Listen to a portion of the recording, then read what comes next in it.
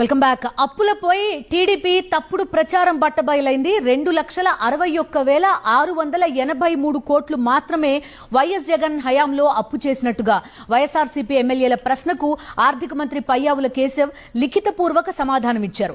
June 12, 2024 నాటికి రాష్ట్రం అప్పు 5,19,192 కోట్లు ఉన్నట్టుగా అసెంబ్లీలో ప్రకటించారు. చంద్రబాబు దిగిపోయే నాటికి 2,57,509 కోట్ల అప్పు ఉందన్నారు. వైఎస్ జగన్ హయాంలో చేసిన అప్పు 2,61,683 కోట్లు మాత్రమేనని ప్రకటించారు. కార్పొరేషన్ల ద్వారా గత 5 ఏళ్లలో 1,09,217 కోట్ల అప్పు చేసినట్టు తెలిపారు. గత 5 ఏళ్లలో తెచ్చిన అప్పు మొత్తం కలిపి 3,70,900 కోట్లు అన్నారు. 2024 ఎన్నికల సమయంలో తెచ్చిన అప్పు సైతం కలిపి లెక్కించింది ఆర్థిక శాఖ. ఇన్నాళ్లు వైఎస్ఆర్సీపీ హయాంలో 10 నుంచి 14 లక్షల కోట్లు అప్పు చేసిందని టీడీపీ దుష్ప్రచారం చేస్తూ వచ్చింది. ఇదే తప్పుడు ప్రచారం పవన్ కళ్యాణ్ సైతం చేశారు. ఈ రోజు ఆర్థిక మంత్రి పయ్యావుల కేశవ్ ప్రకటనతో టీడీపీ జనసేనలది తప్పుడు ప్రచారం అని తేలిపోయింది. ఆర్థిక మంత్రి పయ్యావుల కేశవ్ చేసిన ప్రకటన పూర్తి డీటెయిల్స్ ఏమున్నాయి ఆ ప్రకటనలో? అసెంబ్లీ దగ్గర నుంచి జాయిన్ అవుతున్నారు మా కరెస్పాండెంట్ సతీష్, లైవ్ లో ఉన్నారు.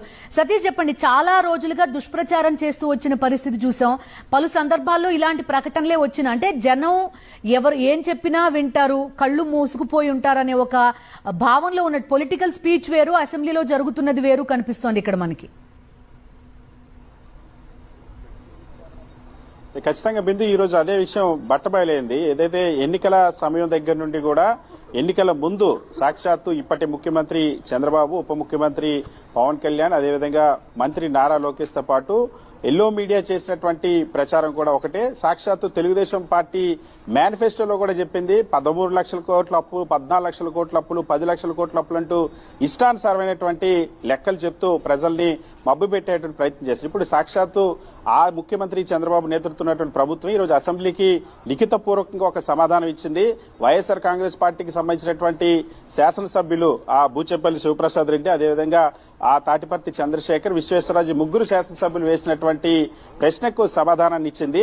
అప్పులకు సంబంధించినటువంటి వివరాలు కోరుతూ వాళ్ళు వేసినటువంటి ప్రశ్నకి సాక్షాత్ రాష్ట్ర ఆర్థిక శాఖ మంత్రి పయ్యావుల కేశవ్ లిఖితపూర్వకంగా ఆర్థిక శాఖ ప్రిన్సిపల్ సెక్రటరీ ఇచ్చినటువంటి రిటర్న్ ఆన్సర్ లోనే చాలా స్పష్టంగా ఉంది. గత వైఎస్ జగన్మోహన్ రెడ్డి ప్రభుత్వంలో 2019 నుండి 2024 మధ్యలో కేవలం 2,61,683 కోట్ల రూపాయలు మాత్రమే అప్పులు, అదేవిధంగా అప్పులు తీసుకొచ్చినట్టు చాలా స్పష్టంగా ఆ లెక్కలు స్పష్టం చేస్తా ఉన్నాయి.